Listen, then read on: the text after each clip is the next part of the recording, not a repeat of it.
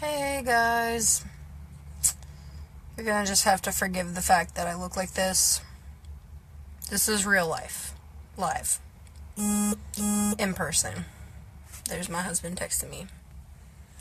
I just dry shampooed my hair, so I'm gonna be fresh for the morning.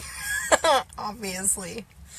So, we test drove a truck last week. Thought we liked it. I left changing my mind again. Sending Spence on yet another truck search. There's like fading weird light in the background, but it's the TV screen. This is my work. And so it turns out, I guess, did I miss something? Like when you are an adult and you go and buy a vehicle, are you supposed to take like one of those metal suitcases that the mafia uses, just like filled with like wrapped dollar bills? Is that how that works? Because I'm confused by that. It seems like every time we've gone, and it's like a bazillion times now. Also, look, I'm jumping around. That's probably why my son has ADHD, but let's just talk about the fact that Darren, hey Valley, Darren, the horrible Darren from the previous video, ran our credit like 4 times. Excuse you, Darren. I did not sign anything that approved that. If I had money to take you to court, which clearly I don't because I'm trying to buy a truck and apparently they cost more than our house. So I keep getting all these like mailed things every single day that says we didn't approve your credit or we didn't approve the loan. First of all, our credit is excellent, but I keep seeing it go down by points every time I receive one of your dang letters, Darren. Back off me. I'm not buying your truck. Anyway, Darren is still my nightmare. So, apparently, my husband has been sent on this wild goose chase to find a truck that doesn't exist because he wants diesel. I don't even really know what that means, except that it's not gas. And apparently it can pull more. And also we have to have room. I want to be comfortable. We're going to be driving like 8 quadrillion miles. And did you know that trucks, by the way, like a cheap truck is like, I don't know, like $25,000. I'm a teacher. Let's just let that sink in. That's math even I can do. So the most expensive car I'd ever purchased prior to this whole shenanigans was like a 4-year-old Honda CR-V. What? How are you going to tell me I'm going to spend, you're asking me $20-some thousand for a truck that's like a 2004? What planet do we live on? Who makes trucks? Are there golden bars hidden in the inside of the engines? Are you going to sell me a car a truck whose glove compartment opens and it's a vending machine for cash? I don't understand why they're so expensive. But this is what I do know.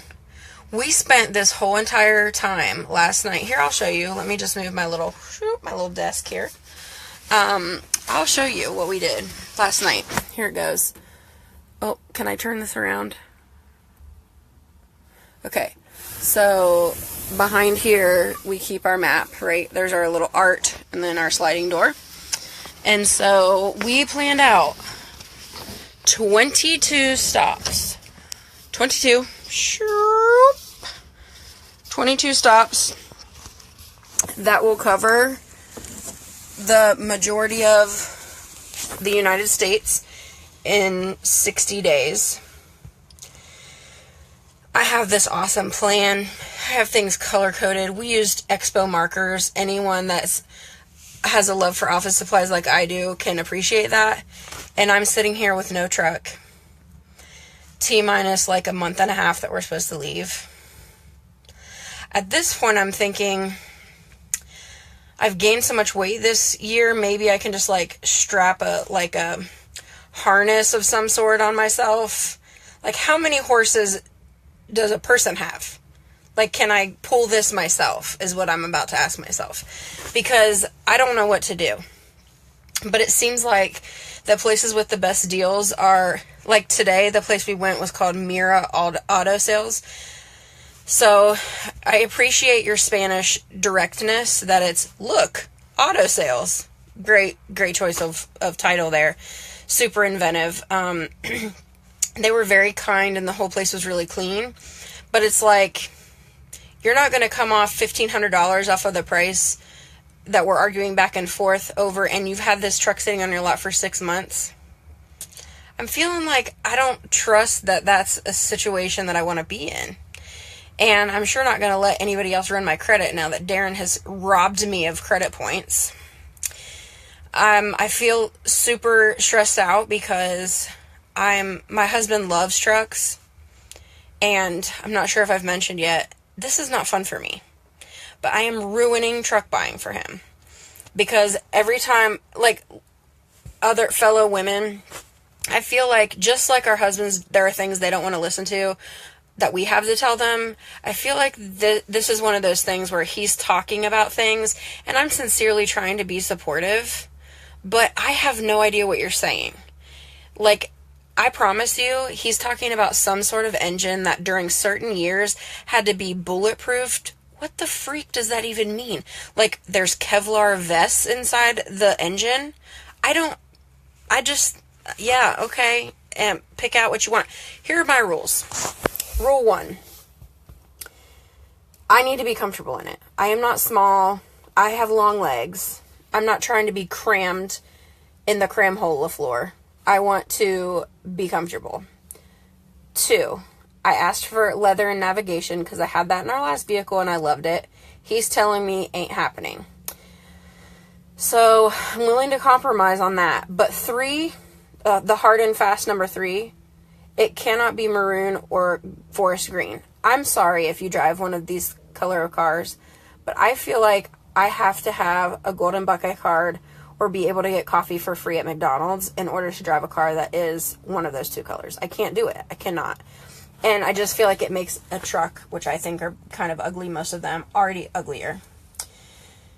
I feel like I need to add a 4th rule after the last truck he showed me, which is no smokestacks. I didn't know that even needed to be a thing. But turns out it does. Yes, Jessica, you're right. Gold/beige, out. You're out on that. I can't drive something that has smokestacks. I feel like you would need to wave a Confederate flag from the back of it. I don't know. So, the long story short is, I'm ruining truck buying for my husband completely unintentionally. It's just not fun. It's making me mad. It's, for the first time in, how long have we lived here now? Like 8 months since downsizing. It's making me feel like we're financially strapped, which we shouldn't have to feel that way. It's frustrating me and making me feel scared that we won't get to do our trip. I know we will. We'll figure it out. We'll find something.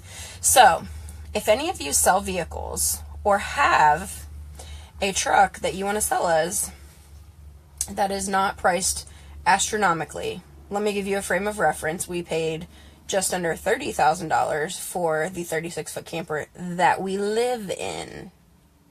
So I'm going to let that sink in for a second.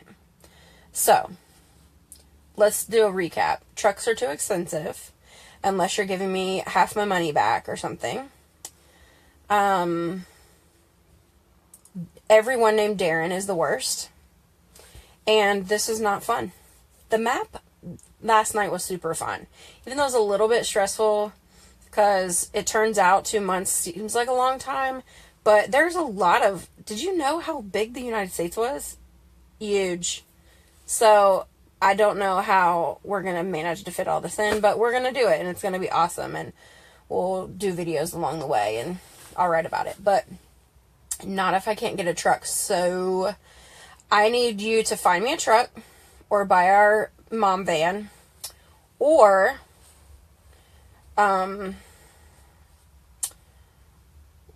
if you also are buff, like I obviously am, if you can see these muscles, If you could just, tie yourself to me and maybe support me as I pull my house in some sort of like twisted Oregon Trail episode this summer.